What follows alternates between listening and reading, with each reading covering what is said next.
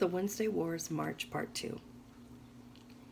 Merrily clapped. Even Doug Sweetek clapped. I looked at Mrs. Baker's eyes. Azalea, she said quietly. What was that all about? Said Mr. Bradbrook. The power of goodness and honesty and faithfulness, said Mrs. Baker. Now, if Mr. Goreshi will show you your seats, the class will work through the day's lesson. She went up to the board. This is a sentence you'll be diagramming, she said to us all, and wrote it out. You blocks, you stones, you worse than senseless things. Then she turned to us. Who can identify the implied verb, she asked. For the next hour, we did pretty well by Mrs. Baker. We answered everything she threw at us, and even Doug Sweetek helped out. He answered the implied verb question, and Mrs. Baker did her part too. There were no teacher jokes. She never crossed her arms.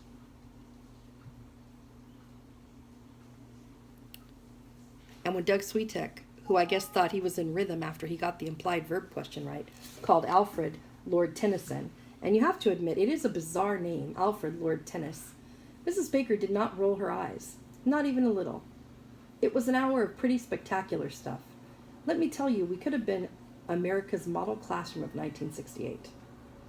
Mrs. Baker was so pleased that she even let me act out the stabbing scene from Julius Caesar after all, probably because she had forgotten all about the soothsayer business, which she shouldn't have, since when I got to the et tu brute, then fall Caesar part, an asbestos ceiling tile over Mr. Sidman's head that wasn't even bulging suddenly gave way, and it wasn't Julius Caesar who fell. It was Sycorax and Caliban who plummeted onto Mrs. Sidman's lap. I think that she was the only one in the classroom who did not scream, and I'm including Mr. Bradbrook and Mr. Goreshi and Nat.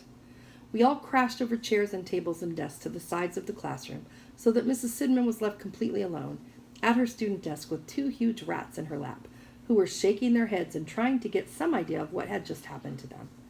Then they pulled up their snouts and clacked their yellow teeth. Okay, so I panicked too.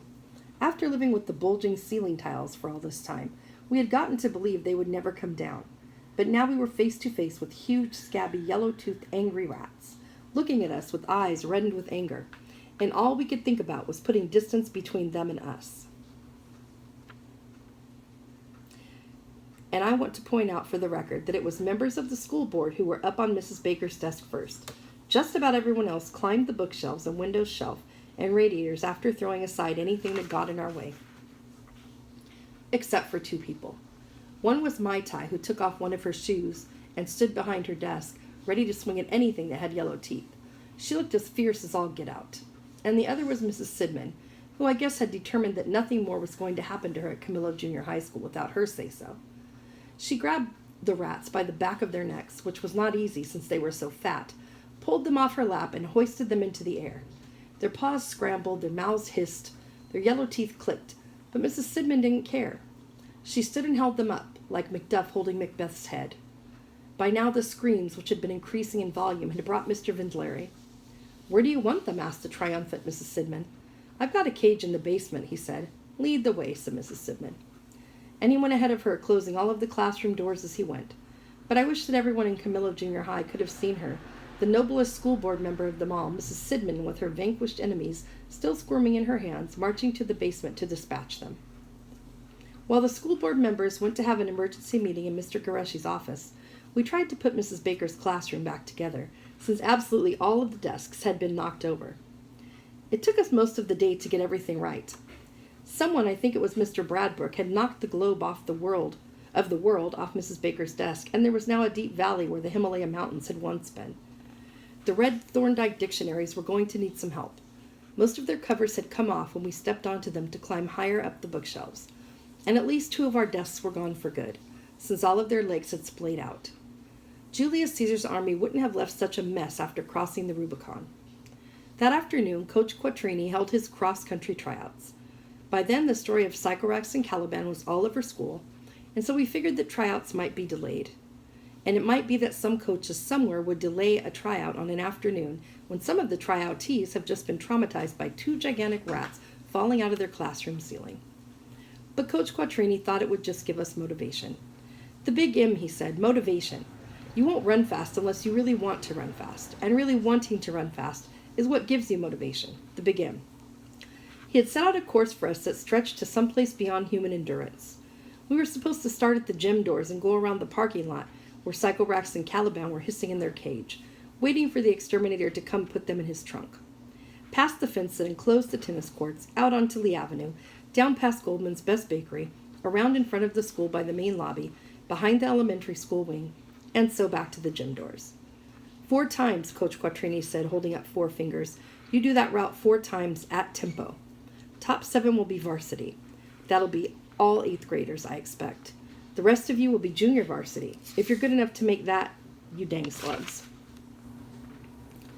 And with that encouragement, Coach Quattrini blew his whistle and we began. The sky had not improved during the day.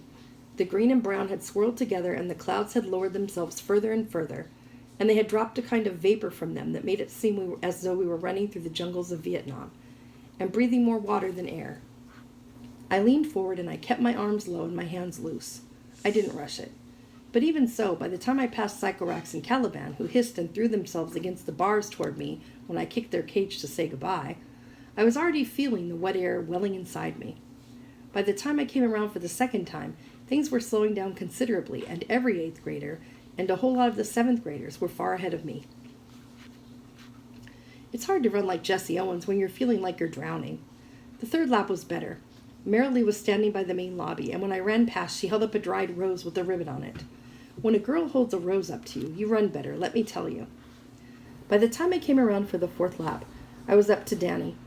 I had even passed some of the 8th graders, and I could see the leaders in front of me again. I ran past the gym doors. Can't you go any faster? From Coach Quattrini, and out into the parking lot where the exterminator truck had pulled up to unload Sycorax and Caliban into their new cage. The sky had lowered itself even more, and everything looked like we were seeing it from under water in a greenish haze. Even sounds were muffled so that my footsteps seemed to come from far away.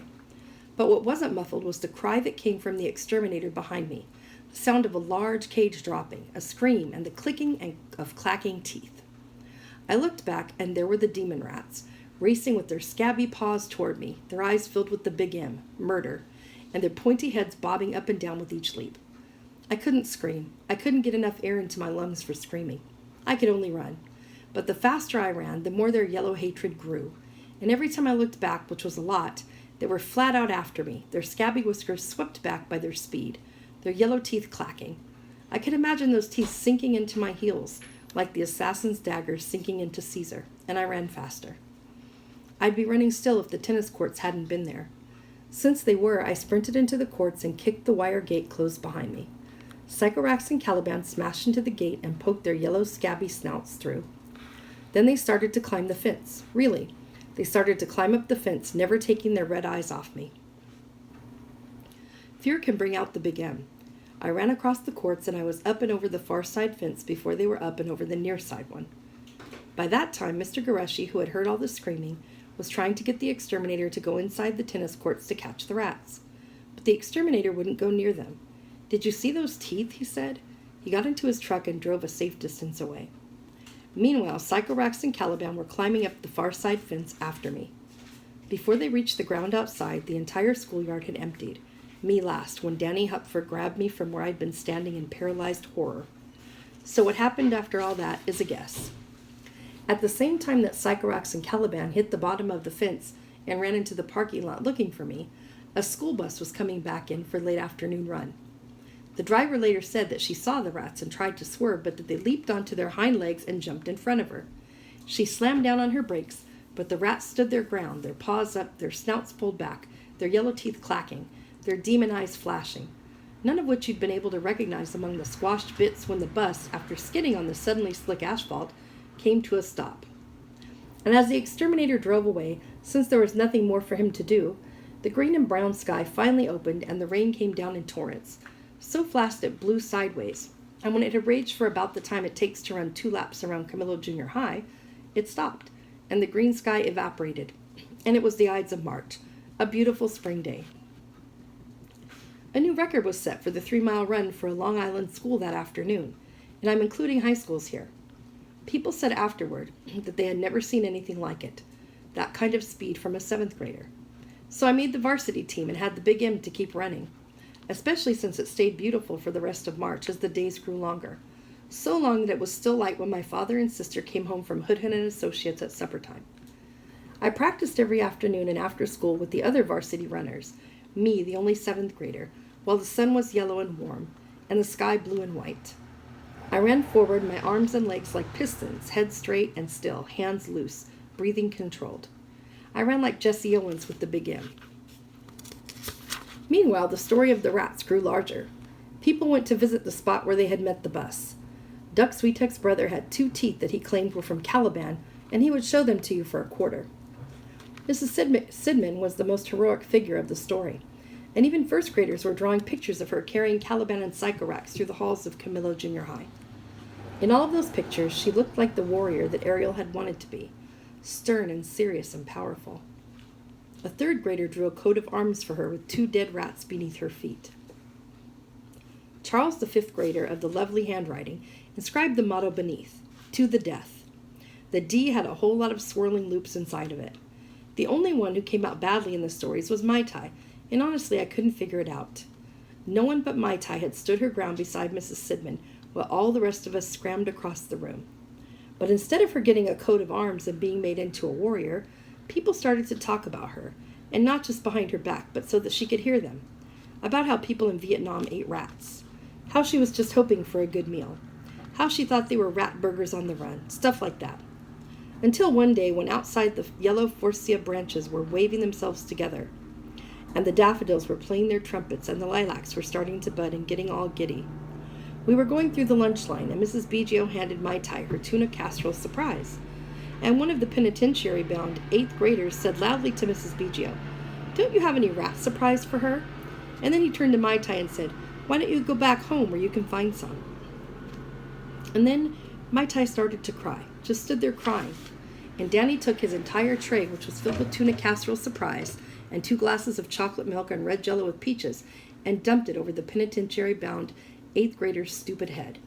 And then before the 8th grader could open his stupid eyes to see who had done it, Danny punched him as hard as he could and broke his stupid nose, which got Danny a 4-day suspension, which Mr. and Mrs. Hupfer used to take him to Washington, D.C. because they were so proud of him.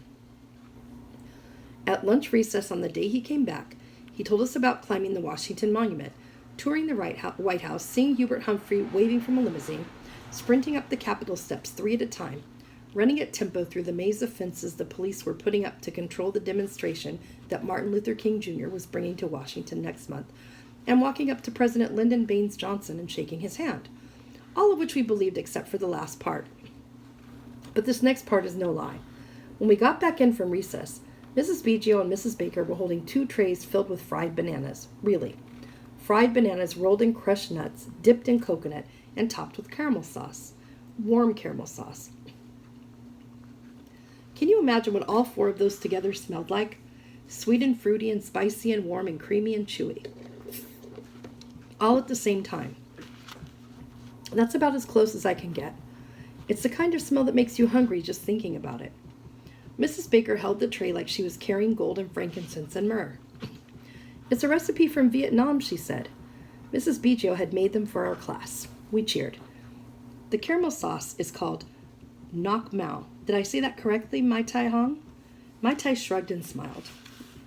And Mrs. Baker laughed, and then she and Mrs. Biggio walked up and down the aisles, and we each took a plate with a fried banana smothered in caramel sauce on it. And when Mrs. Biggio got to Mai Tai, she stopped and lifted a plate down onto her desk and said, "I am so sorry, Mai Tai. I am so sorry."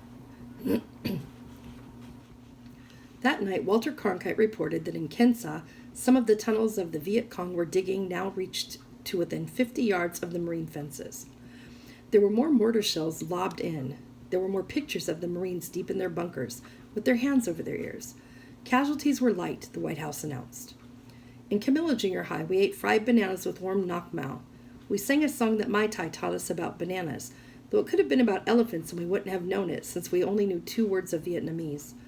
And when we were done, Mrs. Biggio and Mai Tai held each other tightly, and it seemed to all of us that they did not want to let go.